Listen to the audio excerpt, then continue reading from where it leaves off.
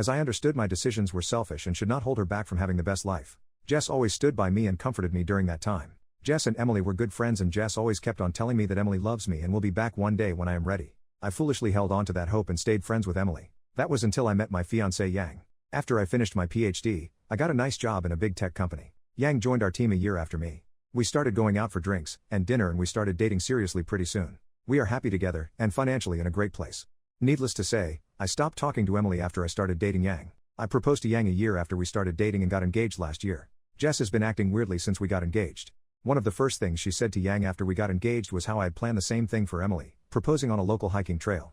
It was a bit off-putting that she was bringing up Emily, whom I broke up with almost 5 years ago, on such a happy occasion. However, Yang asked me to not spoil my mood, as she felt Jess was just commenting on how I had that plan in mind for years.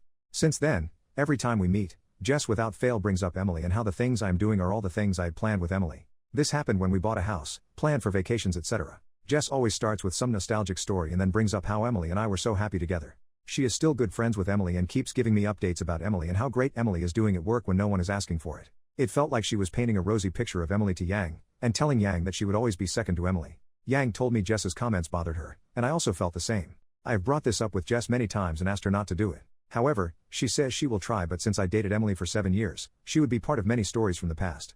Also, she asked me why talking about Emily bothers me and if I still have feelings for her. I have reduced hanging out with Jess. However, she is close with my mom and is always invited to all our family parties and holidays. I talked to my mom and sister about this and they feel I'm overreacting.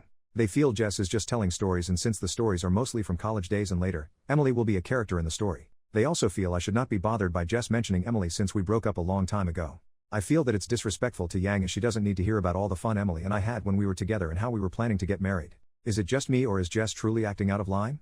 Update 22 days later. The last month has been nothing but crazy and I'm still trying to make sense of what happened so far. After my post, I decided to talk to Jess and gave her an ultimatum not to speak about my ex Emily again. I know Jess and Emily are still friends, but I was uncomfortable of her comparing my fiancée Yang with Emily all the time. I broke up with Emily 5 years ago, and she is nothing but a faint memory in my past.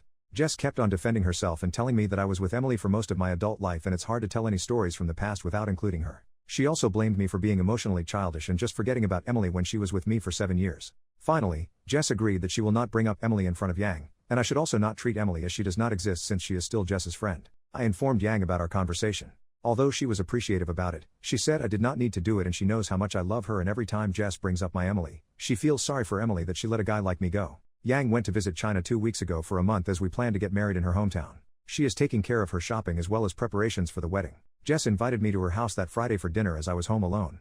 I am also good friends with her husband, and we were all just chatting and drinking in the living room. Around 7:30 p.m., the doorbell rang, and Jess excitedly went to open the door. To my surprise, it was Emily at the door. She was all dressed up as if she were ready for a date and came in. I had not seen her in person for almost 3 years and I was shocked to see her. She sat down and started making small talk with me. I was extremely uncomfortable and went into the kitchen to talk to Jess. I was angry at her and asked her what was going on. She kept on telling me that it's been 5 years since the breakup and to get over it and be nice to Emily. She said Emily was excited to meet me and she thought we were all adults and could have one fun evening together. We had a fight and I told her that she should not have invited Emily after our conversation the other day and I do not want to be friends with her anymore. I went into the living room and politely excused myself and told everyone that I had a work emergency and had to leave early. Emily looked sad, but I genuinely felt uncomfortable to be made to hang out with my ex without my consent. I came home and called Yang.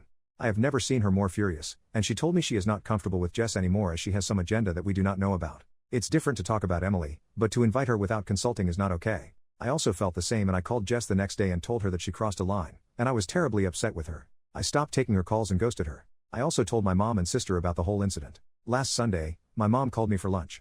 When I got there, I saw Jess was already there. I told my mom that I do not want to talk to Jess and can't stay. However, she asked me to sit as they all wanted to talk to me. I have a glutton for punishment and decided to hear them out. My mom started with how Jess has been there for me all these years and only has my best interest at heart. She kept on telling me that they are the 3 people, mom, sister, and Jess, that love me the most. Jess started saying how she felt that I was making a big mistake and not having to hear what Emily had to say. She told me that Emily was my first love and Emily is now ready to settle down and we can pick up where we left off. She reminded me how broken I was when Emily left me and how life is giving me a second chance.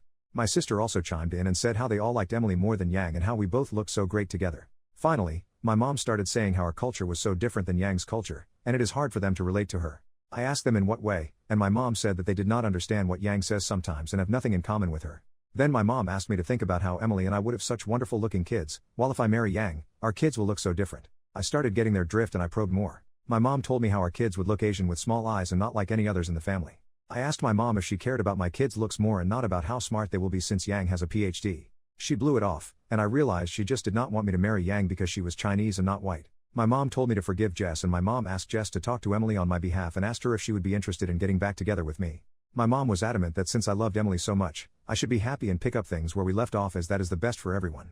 I have never been so angry and may have said a lot of unkind things to all of them before I left. I am so depressed right now.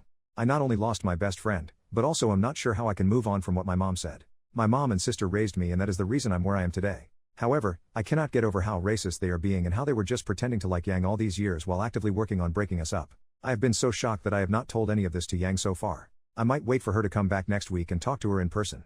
Again, thanks everyone for all your messages on the last post, as they helped me a lot to think through the situation. My life is more messed up than I could imagine, and I cannot imagine how dejected Yang will feel after hearing all this.